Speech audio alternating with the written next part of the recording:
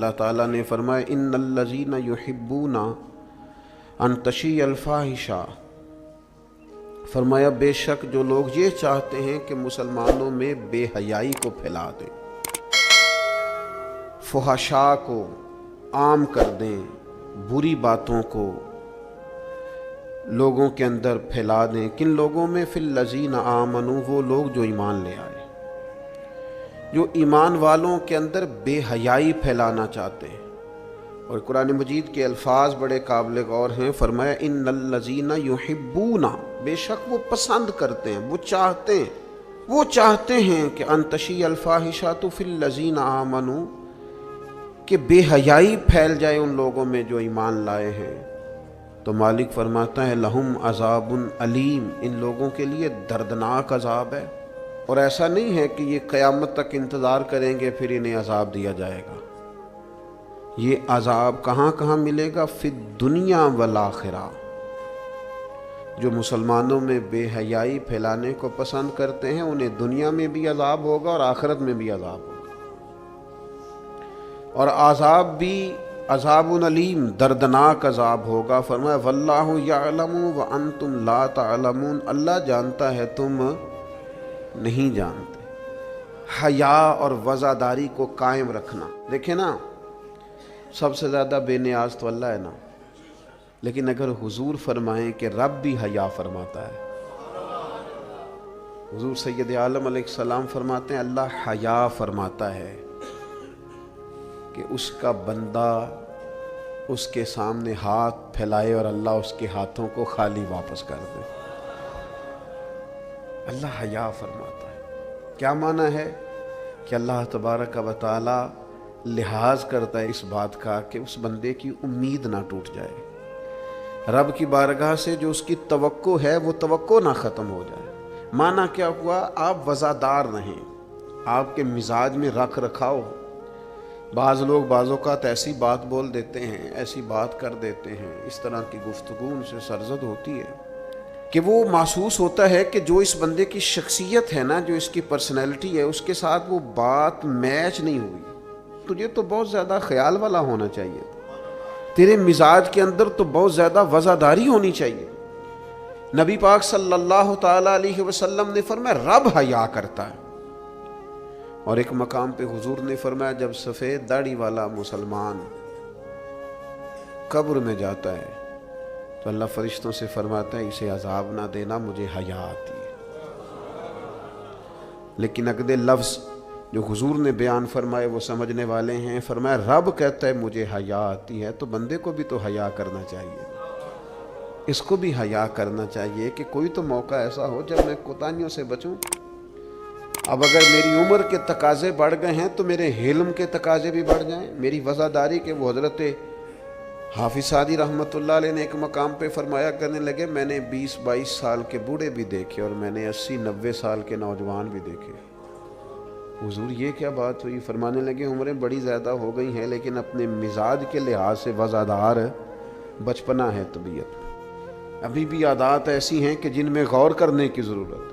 اور فرماتے ہیں کچھ لوگ ایسے ہیں کہ عمریں تھوڑی ہیں لیکن انہوں نے اپنے آپ کو سمیٹ لیا ہے، بعض چیزوں پر اپنے اوپر پابندی کر لی ہے، بعض چیزوں کا لحاظ کرتے ہیں، کچھ معاملات سے بڑی ہمت کر کے بچتے ہیں۔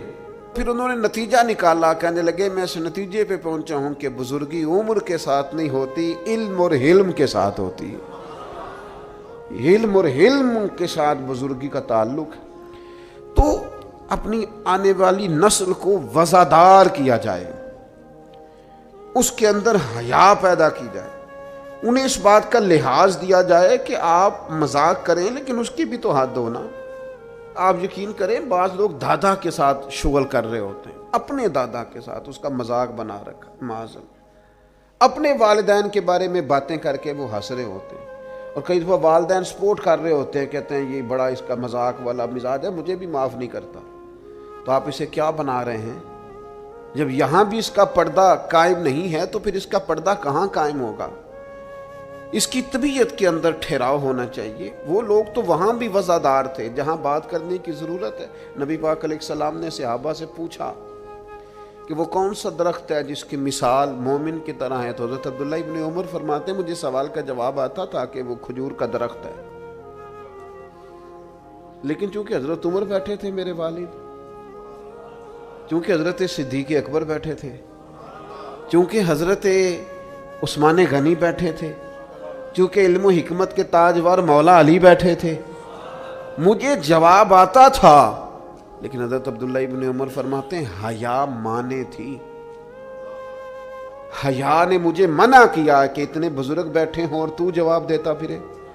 ہمارے مفسرین کرام نے یہاں لکھا ہے کہ اساتذہ اور مشائخ کی موجودگی میں علم بتانا بھی منع ہے۔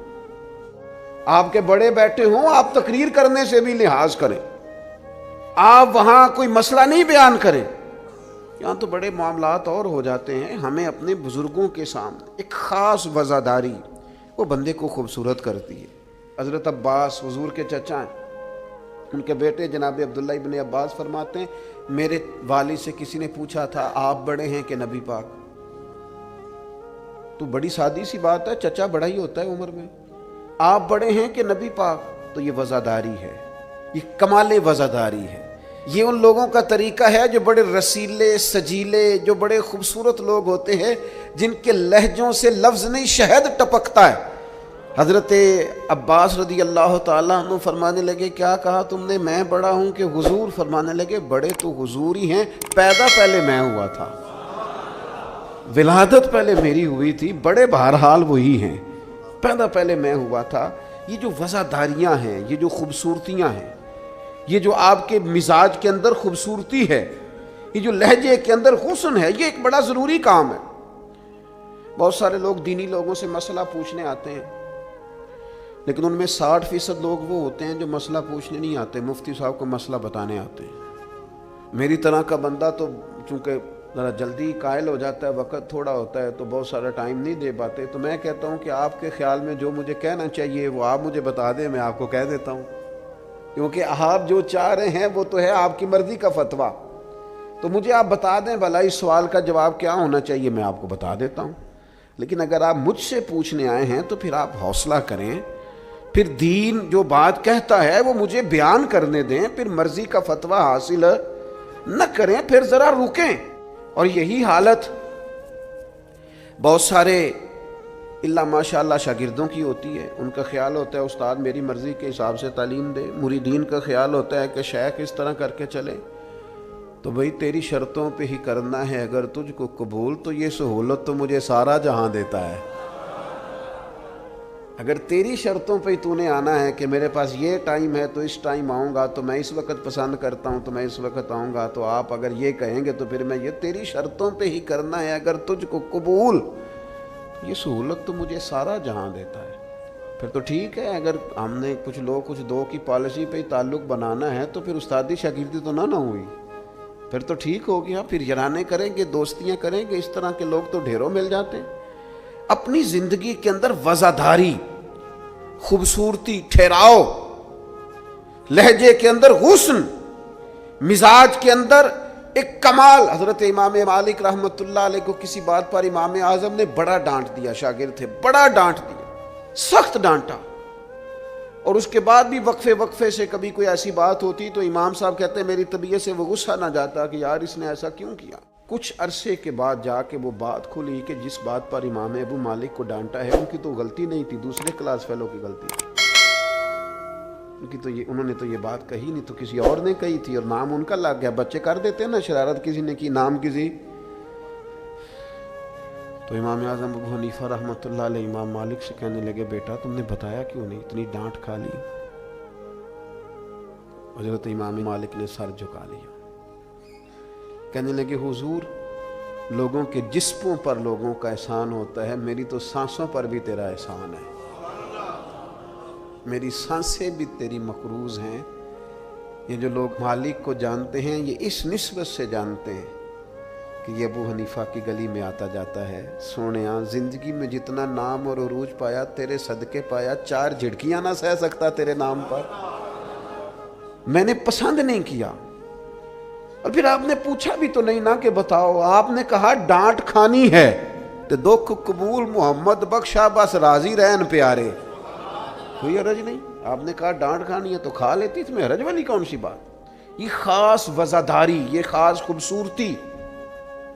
میں آپ سے عرض کروں, ہمارے گھروں میں جو بڑے بوڑھے ہوتے ہیں نا, وہ جب پڑھی لکھی بہو لے کے آتے ہیں نا, تو اس کا مطلب یہ تھوڑی ہوتا ہے کہ بیچارے ہامتے کامتے رہیں گے, ڈرتے رہیں گے کہ جناب بہو بڑی پڑھی لکھی ہے یا داماد بہت پڑھا لکھا ہے تو کوئی ایسی بات نہ ہو جائے کہ وہ کہے او بابے کو تو پتہ ہی نہیں. پڑھا لکھا وہ بندہ ہوتا ہے جو دوسروں کے مزاج کی رعایت کرے, جو تھوڑا سا سمجھے کہ میری اس چیز کی وجہ سے کوئی شخص کسی کمزوری کا شکار تو نہیں ہو رہا. اگر آپ نے تربیت کی ہے تو پھر تربیت کا معنی تو یہ ہونا چاہیے کہ اسے ادب بھی کرنا آئے, پیار بھی کرنا آئے, گھر کے بزرگوں کے حق میں اس کے رویے میں نرمی بھی آئے. اور اگر آپ نے تربیت یہ کی ہے کہ ہم چما دیگرے نیز, تمہاری طرح کا دوسرا کوئی نہیں, تو پھر یاد رکھو اگر تمہاری طرح کا دوسرا کوئی نہیں نا, تو پھر تمہیں بھی کوئی ماننے کو تیار نہیں ہے. پھر جعلی روب اور ہوتا ہے اور دلوں میں محبت اور ہوتی ہے. پھر ان چیزوں میں فرق ہوتا ہے. اگر آپ تعلیم یافتہ ہیں تو آپ دوسروں کے مزاج کی رعایت کریں. آپ کو پھر حضرت مولا علی شیر خدا رضی اللہ تعالیٰ عنہ سے کسی, آپ نے فرمایا ایک مقام پہ فرمایا ہر چیز کی زکوٰۃ ہوتی ہے, عقل کی زکوٰۃ پتہ کیا ہے حضور؟ کیا فرمایا؟ عقل کی زکوٰۃ جاہلوں کے ساتھ گزارا کرنا ہے. تیری عقل کی زکوٰۃ نکلے گی, تجھے پتہ چلے گا کہ تو کس طرح گزارا کرتا ہے. اور اگر تو جاہل سے گزارے نہیں کر سکتا تو پھر اس کا مطلب یہ ہے کہ تو نے علم کو سمجھا. عزیز دوست, آپ غور فرمائیں اور اس پر آپ توجہ رکھیں گے کہ وزاداری, لفظوں کا چناؤ. قرآن مجید نے کہا یا ایھا الذین آمنوا لا تقولوا راعینا وقولوا انظرنا. اے ایمان والو, تم نے جب میرے محبوب سے بات کرنی ہے تو راعینا نہیں کہنا, انظرنا کہنا ہے. یہ نہیں کہنا حضور سمجھ نہیں آئی رعایت کر دے, یہ کہنا یا رسول اللہ ایک نظر کرم کر دے, ذرا بات دوبارہ سمجھا دیں. آپ اچھے جملے تلاش کے وزاداری کے ساتھ, ایک خاص حیا کے ساتھ. حضرت مولا علی شیر خدا فرماتے ہیں حضور سے مسئلہ پوچھنا تھا. مسئلہ پوچھنا بڑا ضروری کام ہے. اگر آپ مسئلہ دریافت نہیں کرتے تو بڑا عرصہ تک ماحول اس طرح کا رہ جاتا ہے کہ جس سے آپ جہالت میں ہی وہ کام کرتے رہتے ہیں. مسئلہ پوچھیں گے تو بات بہتر ہوگی, آپ بات پوچھ لیں گے, بات کلیئر ہو جائے گی, آپ پھر صاف ستھرے معاملے کے ساتھ عمل کر سکیں گے. تو حضرت مولا علی کہتے ہیں حضور سے مسئلہ پوچھنا تھا. اب سوال کرنا بڑا ضروری ہے, خود حدیث پاک میں موجود ہے سوال کرنا آدھا علم ہے. لیکن حضرت علی کہتے ہیں نبی کریم سے مسئلہ پوچھنا تھا, میں نے مہینوں انتظار کیا, ہفتوں انتظار کرتا میں. میرا خیال تھا کہ میں سوال کی تکلیف بھی نہ دوں, کوئی اور آ جائے آ کے حضور سے مسئلہ پوچھ لے. حیا مانی تھی, میں داماد ہوں حضور کا رشتے میں. کچھ ایسی باتیں ہیں جو حیا کے مانند میں سوال نہ کرتا. میرا دل ہوتا کوئی اور پوچھ لے, وہ پوچھے گا, حضور بتائیں گے, ساتھ میرا مسئلہ بھی حل ہو جائے گا. لیکن جہاں لوگ بے باکی کو اور بے حیائی کو کہتے ہیں جی اوہو میں پرواہ نہیں کرتا, تو یہ تو بھئی آپ نہیں پرواہ کرتے تو آپ کی مرضی ہے. اور ہمارے زمانے میں ویسے بھی جو زیادہ بدتمیز ہوتا ہے اس کا عروج بھی زیادہ ہوتا ہے. بدتمیزوں سے لوگ ڈرتے ہیں. بدتمیز جو ہوا لوگ اس سے ڈرتے ہیں, کہتے ہیں یہ کوئی ایسی بدتمیزی کر دے گا کہ بعد میں دقت ہوگی. وہ شریف آدمی اس سے جھجک رہا ہوتا ہے, وہ سمجھ رہا ہوتا ہے میں بڑی شے ہوں, تو کچھ بھی نہیں ہے بھائی, تو بدتمیز ہے. اور کچھ لوگ گاند سے اس لیے بچتے ہیں کہ اس میں روڑا پھینکا تو چھینٹے پڑیں گے, پھر کپڑے بدلنے پڑیں گے, نہانا پڑے گا, اس لیے لوگ بچ کے گزرتے ہیں. اور تیرا خیال ہے کہ تجھ سے بڑا لوگ ڈرتے ہیں. تو اپنی زندگی میں وزاداری, شرم و حیا. اب دیکھیے سیدہ عائشہ صدیقہ رضی اللہ تعالیٰ عنہ ارشاد فرماتی ہیں نبی پاک علیہ السلام عرب کی کنواری لڑکیوں سے بھی زیادہ حیا والے تھے, شرمیلے تھے. حضور علیہ السلام فٹافٹ بے باک ہو کر کسی سے کوئی بات نہ کرتے. اب دیکھیں صحابہ غلام ہیں رسول پاک کے, اگر حضور کسی کا نام لے کے بھی اس کی تربیت کرنا چاہیں تو وہ آدمی خوش ہوگا, سعادت مندی ہوگی. لیکن حضور کو کسی شخص کے بارے میں بتایا جاتا نا فلاں نے یہ بات کی ہے, تو کبھی نامینیٹ کر کے اس بندے کے سامنے بات نہیں کرتے. یہ وزاداری والا معاملہ ہے. تو محبوب کیا فرماتے, حضور فرماتے لوگوں کو کیا ہو گیا ہے, اب انہوں نے اس طرح کرنا شروع کر دیا. وہ ایک کی بات ہوتی سب کو سمجھ آ جاتی اور اس کے بھی ساتھ لگتے اصلاح ہو جاتی. اپنی مزاج سے اپنی وزاداری کو ختم نہیں کریں, اپنے لہجے کو ختم نہ کریں. میں مذہبی اسٹیجوں پہ دیکھتا ہوں, مجھے بڑی تکلیف ہوتی, جو فلانی چیز نہ مانے وہ حلالی نہیں, جو فلانی بات کا جواب نہ دے باپ کا ہی نہیں. یہ آپ کا سٹائل ہے؟ یہ دیندار لوگ اس طرح بات کرتے ہیں؟ یہ آپ ڈگریاں جاری کر رہے ہیں؟ کیا رسول پاک علیہ السلام کا انداز تبلیغ معاذ اللہ یہ تھا؟ میں کیا کروں, صرف میں دینی لوگوں کی بات نہیں کر رہا. جو آدمی گندے لطیفے سناتا ہے نا اسٹیج پہ بیٹھ کے, اس کی آپ فین فالوئنگ دیکھیں کتنی زیادہ ہے. سٹیٹس کیا ہے؟ گند بولتا ہے, لطیفے سناتا ہے, اور اس کو سننے والوں کی تعداد کیا آ رہی ہے, دنیا ٹوٹ کے پڑ رہی ہے. یہ ہمارے معاشرے کے مجموعی مزاج کی عکاسی کرتی ہے کہ وزاداری کس حد تک ختم ہو گئی. اپنے انداز میں, اپنے لب و لہجے میں خاص شرم و حیا, خاص خوبصورتی. ہمارے جو دیہاتی گھر ہوتے تھے ان کے اندر بڑی وزاداری ہوتی تھی, ان کے اندر بڑا خیال رکھا جاتا تھا, چیزوں کو بڑا سمجھا جاتا تھا. یہاں آپ حالت دیکھ لیں, شادی بیٹی کی ہو یا بیٹے کی ہو, سارا خاندان بیوٹی پارلر میں بیٹھا ہوتا ہے.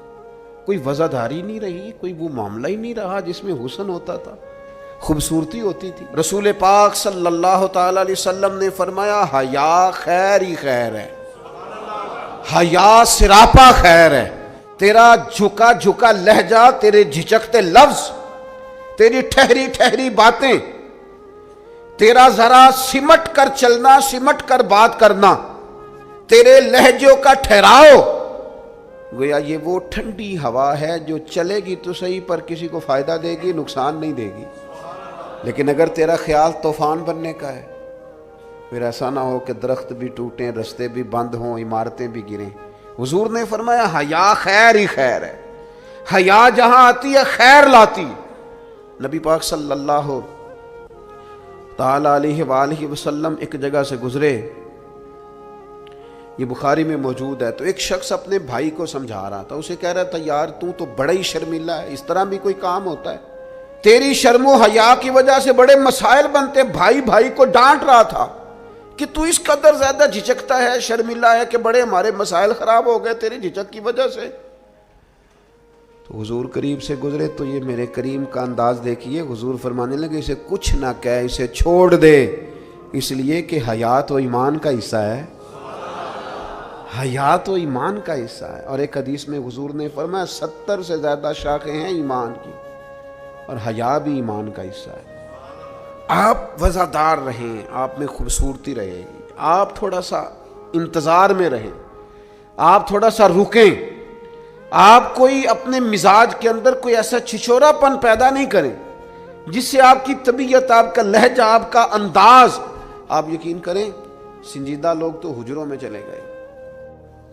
ایک بہت بزرگ تھے, عالم بھی تھے, تو کچھ سیاسی سوجھ بوجھ اچھی رکھتے تھے.